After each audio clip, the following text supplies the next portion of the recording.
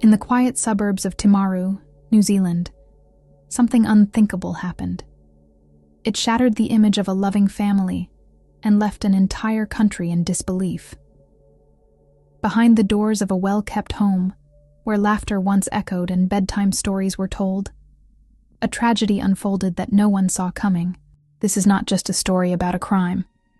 It's a story about silent struggles, overlooked signs, and the unseen battles of a mother who once dreamed of holding her children close, only to become the reason they would never grow up. Today, we're diving into one of the most haunting cases in recent memory. The story of Lauren Dickason, her 3 beautiful daughters, and the unraveling of a life that, on the surface, seemed perfect. Lauren Dickason was born in South Africa to Malcolm and Wendy Fox. From an early age, she struggled with socialization. As a child, Lauren found it hard to connect with her peers and teachers. There were no big birthday parties or carefree playdates. Her world was quiet, introverted, and often lonely. These early struggles carried into her teenage years, where signs of anxiety began to appear more prominently. She became easily overwhelmed, often seeing threats where there were none, a constant internal storm no one else could see. Despite these challenges, Lauren found solace in science. She was drawn to medicine, and later pursued a career as a general practitioner. In time, she met Graham Dickason, a charming, outgoing orthopedic doctor who seemed to be her opposite in every way. He was social, confident, and full of life. But somehow they clicked. They balanced each other. And in 2006, they married and began building a life together in Pretoria. Their home was beautiful, set on more than 2 acres of land with a pool, a gym, and enough space for the future they dreamed of. But when they tried to start a family, they were met with heartbreak. Lauren had serious fertility challenges. Over the years, they would go through 17 rounds of IVF, a grueling, emotional, and expensive process that tested every part of their marriage. In 2013, after a difficult pregnancy, Lauren gave birth to a baby girl named Sarah at just 18 weeks. The baby had a heartbeat, but due to South African medical laws, she wasn't legally recognized as a stillbirth. There was no funeral, no chance to say goodbye. Sarah was treated like a clinical event, not a lost child, and Lauren broke. She cried every day for 2 months, trying to process grief without closure. But the couple didn't give up. Eventually, they turned to donor eggs, and in 2015, their first surviving daughter was born, Leanie. Lauren was ecstatic, but deeply anxious. Her mental health began to spiral again, and she was diagnosed with severe postpartum depression and major depressive disorder. She followed medical advice, took medication, and leaned on her husband and family, who helped with childcare while she recovered. Years later, she became pregnant again, this time with twins. Maya and Carla were born in 2018. One of the girls had a cleft palate and needed surgery at just 5 months old. Lauren, already emotionally fragile, was overwhelmed by the stress. She suffered panic attacks and increasing anxiety. The family hired a nanny to help, and Graham worked long hours to support them all financially. By all appearances, they were a well-off, loving family. They had a housekeeper, a gardener, and lived comfortably. But inside the home, Lauren struggled. She micromanaged every move the children made, obsessed with their safety. Her fear often turned into control, sometimes harsh, sometimes desperate. Then came the COVID-19 pandemic. Like millions around the world, their lives shifted. The isolation, the restrictions, and the fear brought Lauren's depression back. Her daughters grew closer to their father, and Lauren felt herself becoming more distant. She admitted that she felt like an outsider in her own family. In July 2021, civil unrest broke out in South Africa. Violent protests and chaos in the streets triggered Lauren's anxiety again. The Dickasons decided it was time to leave. They sold their home and made plans to move to New Zealand, a place of peace, safety, and a fresh start. Graham's parents already lived there, and the family hoped it would be a healing place. But immigration during a pandemic isn't easy. To meet health requirements, Lauren stopped taking antidepressants, not recklessly, but because her psychiatrist had already assessed her as stable. The medication was no longer mandatory, only suggested. But the stress of relocating, the fear of rejection, and the emotional strain of quarantine took a toll. Just before the flight, one of their daughters tested positive for COVID. The entire family was placed in extended isolation. Lauren once again felt her world closing in. The weeks leading up to the family's move to New Zealand had already tested everyone's emotional limits, but the long period of mandatory isolation pushed Lauren further into a state of strain she could no longer conceal. For the Dickason family, isolation was supposed to be a temporary hurdle before a hopeful new beginning. Instead, it became the point where pressures quietly intensified. By late August, after weeks confined together, tension began rising between Lauren and Graham. Their departure from South Africa on August 26th was meant to be the start of a brighter chapter. But for Lauren, the journey itself became overwhelming. She later described it as the most difficult trip of her life, not because of physical discomfort, but because every moment was consumed by doubts and fears about whether their new life would work. People who experienced the same isolation period often spoke about how mentally exhausting it was. For Lauren, already vulnerable after years of anxiety and depression, the strain only deepened.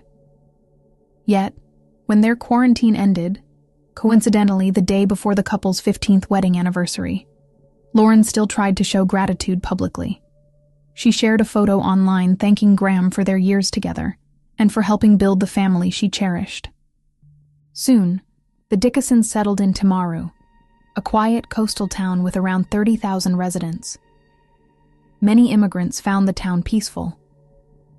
But for Lauren, life there quickly proved more complicated than she had hoped.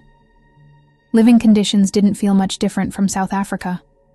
Power outages happened with the same frustrating frequency. And although they intended to spend time adjusting as a family before Graham began working, the hospital asked him to start almost immediately. He accepted, believing stability would help their transition. Instead, Lauren found herself alone again, in a new country, far from her support system, managing 3 young children without help. She had expected Graham to be home longer, to share the emotional weight of the move. His sudden return to work left her overwhelmed and increasingly unsure of how to cope. Still, the family pushed forward. They went to the immigration office, anxious about whether their residency request would be accepted. New Zealand's immigration rules were strict, and rejections were common. Their paperwork was processed, and all they could do was wait. Next came enrollment at a local Christian preschool. Graham later recalled that, during those days, his wife seemed particularly low, almost as if she were moving through each responsibility on autopilot. The night before the incident, September 15th, Lauren barely slept. Only 3 hours of rest left her exhausted even before the day began. The children, energized by the early morning rush to choose their clothes and head to school, had no idea their mother was running on empty. Lauren completed the school drop-offs and returned home to rest briefly. At 10:47 a.m., the kindergarten teacher sent a photo of the twins happily eating lunch, a simple moment that, in any other situation, might have reassured a mother. But Lauren's emotional state had already begun to unravel. She spent the day running errands, then picked up the children at around 3 p.m. and took them to a playground. Later at home, their emotions ran high. One of the twins, Carla, became upset because she missed her father. Maya, still recovering from a recent fall, was uncomfortable and irritable. Their crying escalated, and Lauren struggled to calm them. In those moments, she felt inadequate, convinced she was failing as a mother. When she made chicken nuggets for dinner, the girls told her it wasn't enough to make them happy. A small, childish comment, but to Lauren, already stretched thin, it was the breaking point. She bathed them and put them to bed around 6 p.m. Messages came in from friends in South Africa, but most went unanswered. Graham briefly came home for dinner, then left for a scheduled meeting at 7 p.m., unaware that the atmosphere in the house was reaching a dangerous tipping point. About 20 minutes after he left, the girls became upset again. What happened next unfolded in silence behind closed doors, an unimaginable tragedy driven by a mother who, in her deteriorating mental state, believed she was acting out of a distorted sense of protection. She brought cable ties from the garage, presenting them to the children as part of a necklace game. The younger twins followed along innocently. 6-year-old Leone protested, sensing something was deeply wrong. Lauren later told investigators she believed she was unwell, that she would soon go away, and that there would be no one left to care for the girls. In her disturbed thinking, she convinced herself that taking them with her was an act of protection, a delusional belief seen in severe mental health crises. After the incident, Lauren entered a state of shock. She sat on the kitchen floor for hours, numb, detached, and unable to comprehend what had occurred. When Graham returned home, he immediately sensed something was off. Her responses made little sense. His instincts told him to run upstairs. And there he discovered the unthinkable. He tried desperately to save his daughters, searching for scissors, shouting for Lauren, calling for help. A neighbor, a colleague from the hospital, rushed over and attempted resuscitation. But it was too late. Around 9:40 p.m., neighbors heard a loud door slam, followed by distressed cries outside the home. Graham blamed himself for leaving the girls with their mother, believing he should have recognized how unstable she had become. Police and paramedics arrived shortly after 10 p.m. They found all 3 children, 2-year-old twins Maya and Carla, and 6-year-old Leone, already gone. Police officers found Lauren lying on the kitchen floor, awake, responsive, and strangely calm. Her answers came out in a soft, muffled voice, as if she were only half present in the room. Adhesive plasters covered small marks along her arms. When police asked whether she had taken any substances that evening, she quietly denied it. But investigators would soon learn otherwise. In a nearby trash bin, officers found 9 empty blister packs of prescription medications. Not far from them lay a discarded bundle of cable ties, an entire pack of 100. Toxicology tests later confirmed she had not consumed alcohol or illicit drugs, but her system held dangerously high levels of antidepressants, sedatives, and other medications. 40-year-old Lauren Dickason was taken into custody and transported to the hospital for emergency care. News of what had happened spread across Timaru within hours, and then across New Zealand and South Africa. The nanny who had helped raise the Dickason girls said she could barely speak when she heard what had happened. To her, the family had always seemed peaceful, loving, and stable. She had never witnessed shouting, violence, or hostility. She was certain Lauren adored her daughters. After Lauren's arrest, Graham was forced to return to South Africa when his visa neared expiration. But he later flew back to New Zealand for the court proceedings. He emailed Lauren while she was being held, struggling to understand how the woman he had built a life with, who had begged for motherhood, could be connected to such devastation. In many ways, he still didn't believe it. When Lauren woke in the hospital the day after her arrest, she seemed disoriented. She repeatedly told staff she couldn't understand how she had survived. But when police entered her room and formally charged her, she broke down. During later interviews, she confessed to her actions, but insisted she had not intended harm, that her mind had fractured under unbearable pressure. She said she believed she was failing her children, that she couldn't cope, and that the girls' constant crying had overwhelmed her. She described the sequence of events in detail. She did not claim hallucinations. Instead, she attributed her actions to exhaustion, hopelessness, and a mind spiraling beyond her control. Her attorney requested a full psychiatric evaluation. In custody, Lauren stopped eating and lost a dangerous amount of weight, further delaying trial preparations. Her physical and mental deterioration slowed the legal process for nearly 2 years. Finally, on July 17, 2023, the trial began. The courtroom quickly became a duel between psychiatric experts. Was this the act of a calculating parent, or the collapse of a severely ill mind? The defense argued that Lauren's thinking had been overtaken by delusional fear, fueled by years of infertility trauma, postpartum depression, and pandemic anxiety. They claimed she believed her children would suffer in a world she no longer trusted. The prosecution countered that her actions were methodical. There were warnings, multiple, explicit warnings. Graham testified that Lauren had told him 3 separate times she feared she might harm the children, but he had never imagined she could follow through. After a 4-week trial, the jury delivered its decision. Lauren Dickason was found guilty on all 3 counts of murder. Jurors cried as they left the courtroom. Even the judge paused before speaking, acknowledging the emotional toll this case had taken on everyone who had heard the evidence. On June 26, 2024, Lauren was sentenced to 18 years in prison. She will remain in a secure psychiatric facility at Hillmorton Hospital until doctors deem her stable enough for transfer. Do 11 of you find the defendant, Lauren Ann Dickason, guilty of murder, or do you find the defendant, Lauren Ann Dickason, not guilty of murder? Guilty of murder. Guilty of murder. Guilty of murder. 3 identical verdicts for 3 little girls, her defence team looking at the jury in disbelief.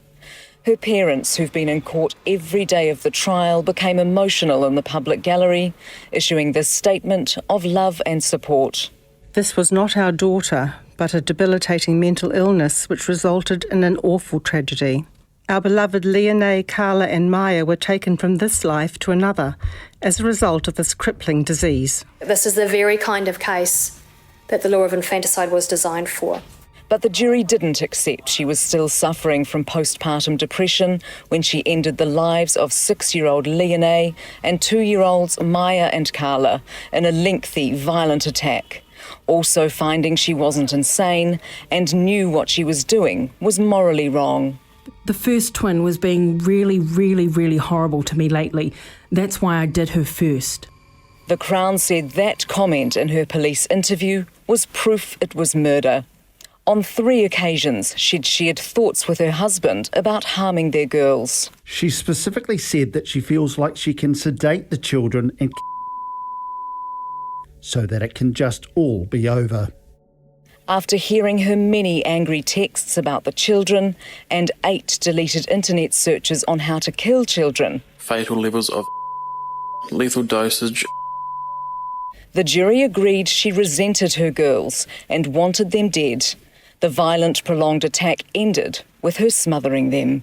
Were they saying anything to you, Lauren? Not the 2 little ones, but the oldest one was very angry and she wants to know why I'm doing this to them because I'm the best mum and she loves me. She recalled an, quote, out-of-body experience, like I was up above, end quote. At no point in time did she reconsider what she was doing, explaining, quote, they would have known what I did. With Crown experts maintaining this mother didn't kill out of love, quite the opposite. Any altruistic motivation was, in my opinion, fueled more so by a need for control and anger. The judge thanking the jurors for their service on this harrowing trial. You've had to deal with distressing evidence. And I acknowledge that this trial has likely taken a toll on you personally. You can take considerable pride in the way you've carried out your duties. This triple murderer will now be medically assessed to help determine the type and length of sentence to be imposed. But nothing can undo the life sentence she handed down to her own little girls. And then, the world turned its attention back to the 3 small girls whose lives were lost. Leonie was 6 years old, bright, earnest, thrilled to be starting a new chapter at her Christian school in Timaru. Maya, gentle and affectionate, loved tea parties and smiling sweetly just to earn one more treat. And little Carla, fierce and lively, had already overcome a cleft palate and seemed determined to face the world with bold, joyful energy. They deserved time. They deserved years. They deserved the chance to grow. There had been warning signs. There had been opportunities to intervene. There had been moments when someone could have understood the true weight behind Lauren's words. But as happens far too often in mental health crises, The danger was underestimated, until it was irreversible. The Dickason tragedy is not just a story about loss. It is a story about the quiet collapse of a mother who hid her suffering too well, and a system that never realized how close she was to breaking. Maternal mental illness does not always look dramatic. Sometimes it looks like exhaustion, sometimes like irritability, sometimes like silence, and sometimes like a parent saying, "I'm struggling," but no one realizing how literal those words truly are. If this story teaches anything, it is this. When a parent says they are not coping, when they say they're afraid of their own thoughts, when they say they're overwhelmed, we must listen. We must take their words seriously, and we must act long before tragedy has the chance to grow roots. Line, Maya, and Carla will never be forgotten. Their names are spoken now around the world, not just in grief, but as a reminder of how vital early intervention can be. Their legacy is the lesson they leave behind, that protecting children begins with protecting the parents who care for them. If you are still here at the end of this story, thank you. Your attention helps keep these conversations alive. Your voice may be the one that encourages someone to seek help, or convinces someone else to step in when it truly matters. Until the next video, stay safe, stay aware, and hold your loved ones close.